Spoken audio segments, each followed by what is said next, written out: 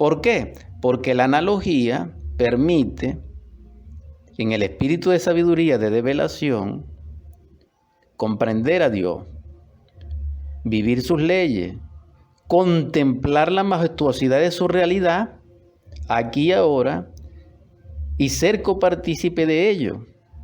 Entonces, quien llegue a este estado está iluminado, pero para lograr ese estado se necesita la intuición, es decir, la sabiduría del corazón. Se necesita haber muerto en el yo en niveles importantes y se necesita de la creación del traje de bodas del alma en cierto nivel. ¿Por qué? Porque la divinidad de Dios no puede ser develada, o su deidad no puede ser develada, sino que es a través de la fe. Pero como la fe es manifiesta en las obras tienen como fundamento un trabajo interior. Y ese trabajo interior está fundamentado en niégate a ti mismo, toma tu cruz y sígueme. Entonces allí llegamos al punto inflexible. Quien no trabaja sobre sí mismo no tiene la facultad cognitiva, ni interna ni espiritual, para comprender ni la Biblia, ni el Corán, ni el Popol Vuh, ni ningún libro sagrado, ni de interpretarlo, ni siquiera de difundirlo. Ese es el estado en que nosotros estamos. Ahora, socialmente se puede hacer una obra, sí, pero la obra verdadera la que hay que hacer es cristalizar dentro de nosotros el alma, al espíritu y a nuestro Cristo íntimo Salvador. Eso sí es serio y esa es la verdad, y ese es el verdadero cristianismo, porque Dios descendió de la morada del Padre para dar testimonio de Él, pero ese testimonio está fundamentado en el reinado de la sabiduría del Padre a través de su verdad, y esa verdad es manifiesta en la voluntad del Hijo. ¿Y qué hizo el Hijo? Obedecer, cumplir la voluntad de su Padre y morir para poder resucitar. Entonces, como el Cristo es el premio, como el Cristo es Dios mismo, como el Cristo es el Redentor, entonces debemos cristificarlo. Ese sería el objetivo, la meta del cristianismo. No creer, no. No adorar de palabra, no. Sino en obra. Y eso es la fe de hecho. Si continuamos con este análisis, ciertamente vuelvo a lo analógico. Quien es capaz por analogía de comprender el reflejo de Dios o el eidolon a través de la naturaleza, comprende la gnosis. Por eso está escrito en el Pista y Sofía, en el Códice Askeguani o manuscrito copto, que es la sabiduría del Cristo, develada por Él mismo después de resucitado. Y es un libro muy interesante y que es posesión de los gnósticos cristianos. Él dice así: yo soy la gnosis del universo, porque la gnosis es el misterio, la gnosis es el arcano, la gnosis es la ciencia de Dios. Entonces la gnosis está expresa en cualquier epístola de cualquier apóstol, pero también resplandece en el arte regio de la naturaleza. Nosotros no hablamos aquí de eso porque nosotros no tenemos un patrimonio, dijéramos, cultural de ese nivel. Y entonces no comprenderíamos, pero sí podemos hablar de la gnosis de Pablo a los romanos, porque eso sí lo entendemos y eso tenemos nosotros material. Porque pudiéramos hacerlo de otra manera, pero no es, dijéramos, ideal que habláramos aquí un ejemplo de la pirámide de Gizeh, de la pirámide de Teotihuacán, de su gnosis y de los procesos crísticos allí, porque nosotros no hemos visto esa pirámide ni tenemos idea. Entonces, por eso hablo, es del Evangelio. Ahora bien, es decir, de la Biblia, pues teológicamente hablando. En todo caso, la analogía y la correspondencia, que son leyes en la filosofía y en la conciencia que nos llevan a nosotros a lo real, a la gnosis, nos conecta con el cristianismo. Es decir, con el proceso develador del Cristo íntimo, asimilado en una naturaleza humana, perfeccionándolo para lograr la liberación, lograr la perfección y lograr, dijéramos, la autorización íntima del ser. Entonces, en esa epístola maravillosa, en su primer capítulo, que es el que estamos hablando, se da a entender ese nivel. Es decir, Dios es, ha sido y será, y es manifiesto en sus obras, en la naturaleza. Nosotros todos contemplamos la naturaleza, pero no vemos a Dios allí, por eso la destruimos. Entonces, cuando nosotros no vemos a Dios en su creación, nosotros estamos perdidos, aunque digamos lo contrario y hagamos lo contrario y nos refugiemos en una Biblia, en un texto sagrado, en un rito, en una santurronería. No. ¿Por qué? Porque nosotros vemos que los apóstoles eran seres normales. Nosotros vemos que el Cristo, aún siendo hijo de Dios, se hizo hombre. Y al hacerse hombre, divinizó al hombre y el hombre humanizó a la divinidad. Esa conjunción, esa mezcla, es el Cristo. Y eso es posible, pero debemos comprender a Dios por analogía en la naturaleza. Entonces, hermanos, quien comprenda el movimiento del sol y su viaje alrededor de Sirio y del cinturón de las constelaciones del firmamento, comprenderá la vida del Cristo. ¿Por qué el Cristo nace el 24 de diciembre? Todo Cristo nace un 24 de diciembre. Y eso nos conecta con el equinoccio de invierno. Quien quiere comprender los misterios de Elías, el profeta del Altísimo, él nace el 24 de junio. O la víspera de San Juan, que es entre el 23 y el 24 a las 12 de la noche. 6 meses antes del Cristo, que es en diciembre. Entonces aquí tenemos un gran secreto develado por el sol, en su movimiento cósmico, en su danza. Por eso los antiguos adoraban al sol. Y por eso el Cristo dice, yo soy la luz del mundo. Pero no solamente estamos hablando del sol que nosotros vemos y que nos calienta y que nos da vida y que se llama Ors, o le llamamos, porque en el fondo es Michael, es el logos planetario o Kabir de Michael, sino que vemos que él pertenece a las Pléyades, porque existen soles de soles, pero también existen soles espirituales. Nosotros en este instante estamos hablando tanto del sol físico como del sol espiritual, pero en sí el Cristo pertenece a los soles espirituales. Entonces, por analogía, como el Cristo es el sol, simbólicamente, entonces por analogía, por correspondencia, por la naturaleza, todo corazón simboliza el sol. Por eso se dice que todo lo que sale del corazón contamina al hombre. Y por eso se dice que los ojos son las ventanas del alma. Entonces vemos que la analogía nos permite, en su correspondencia, en sus concordancias, en sus concatenaciones, a una hermenéutica, a una exégesis o a una interpretación del verdadero cristianismo, que es totalmente liberador y que se fundamenta en la fe, según esta epístola. ¿Por qué? Porque para ver a Dios se necesita ver su obra. Repito, quien estudia la naturaleza desde el punto de vista de la fe, es decir, quien despierta la conciencia e investiga la naturaleza, penetrará en los misterios de Dios. Los misterios de Dios fundamentalmente son 22 y 33,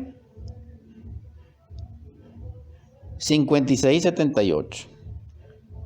Pero en todo caso se reducen al amor. Y el amor, como es lo absoluto, es lo permanente, el amor es Dios mismo. Y es manifiesto en el Cristo. Entonces, quien ama, produce el éxtasis.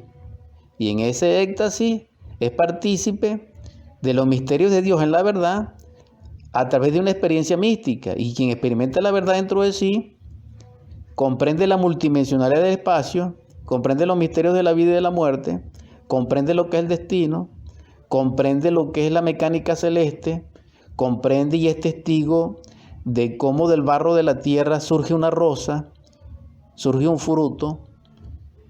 Eso le consta a aquel que haya asimilado la naturaleza crística. Entonces, repito, quien habla de los astros desde el punto de vista crístico, él no está en contra de la fe, sino que la afirma a través de la ciencia pura, porque por analogía contempla a Dios en las alturas. Aquel poeta que inspirado ve en un atardecer marino o en un amanecer marino la realeza de Dios, está cerca a aquel científico puro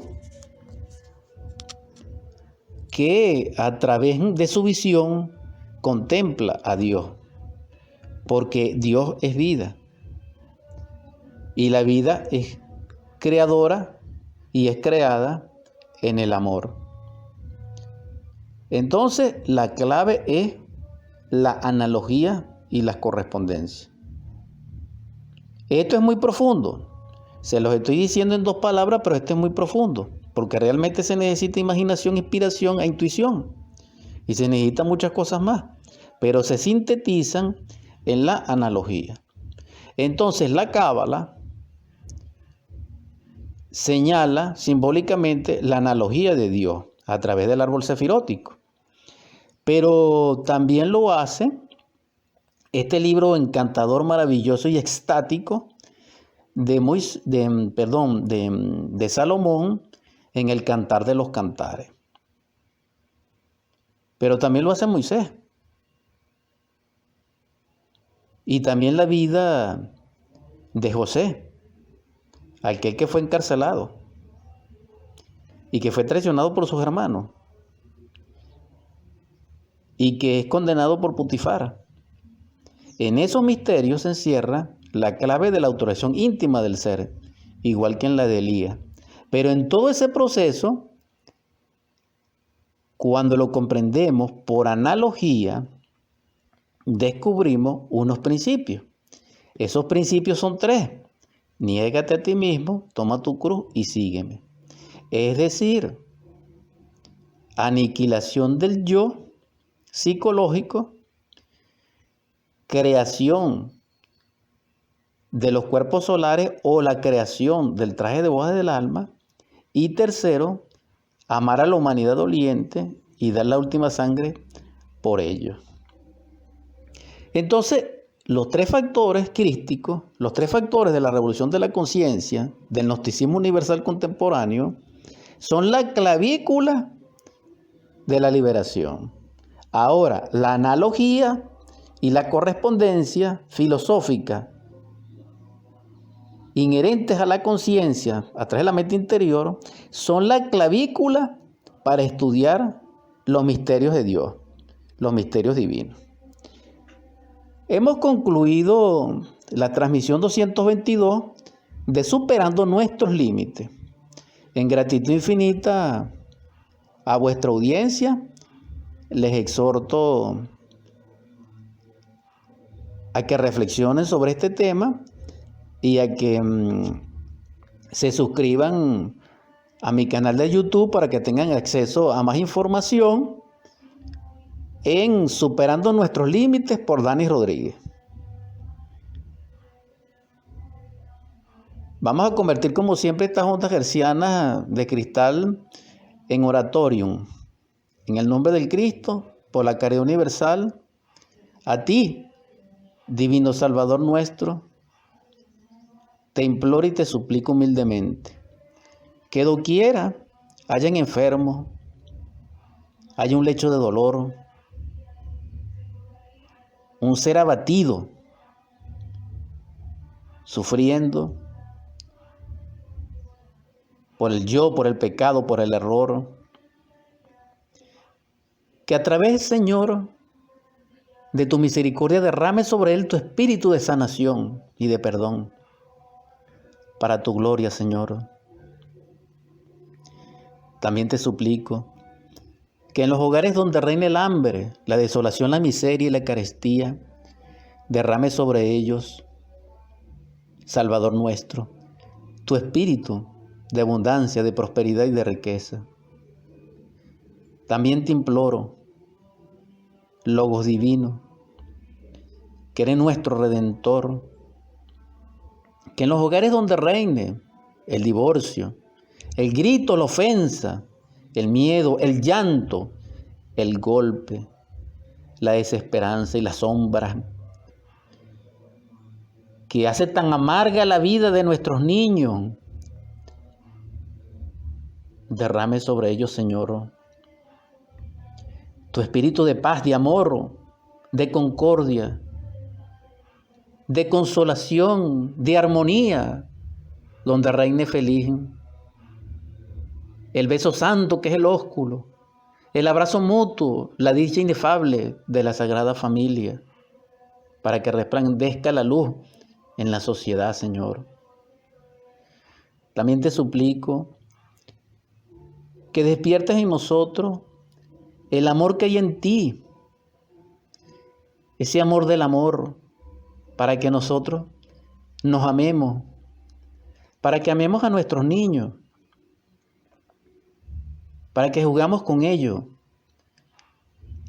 para que le proporcionemos belleza, para que con ese amor amemos a nuestros jóvenes, les orientemos y les fortalezcamos, para que amemos a nuestros ancianos y les sanemos y le acompañemos y le honremos. También, Señor, para aquellos que puedan en el amor amarse, crear el traje de bodas del alma para ti, Señor, y puedan convertirse en hombres verdaderos, en almas diamantes, en tu divina presencia.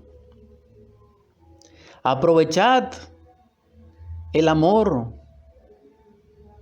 aprovechad. También te ruego, Señor, que en ese amor se exprese tu espíritu de consolación, para que consueles nuestros corazones rotos y nuestra alma herida por aquellos seres amados que se nos han ido, y que Venezuela llore y que nosotros lloramos. Para ellos te pido, Señor, que realmente sanes nuestra herida y la de ellos y nos perdone. Y para ellos, Señor, te pido prosperidad. Te suplico que sean protegidos y que reciban la luz, Señor. Ayúdanos, Señor, a manifestar dentro de nosotros tu espíritu liberador, para que así seamos libres del yo, del dolor, del error. Realiza en nosotros, Señor, el milagro de hacernos humanos. Sin ti estamos perdidos. Por último te pido, Señor, que en tu misericordia, por el bien de la humanidad doliente, derrame sobre nuestros príncipes amor y sabiduría. Amén, amén, amén.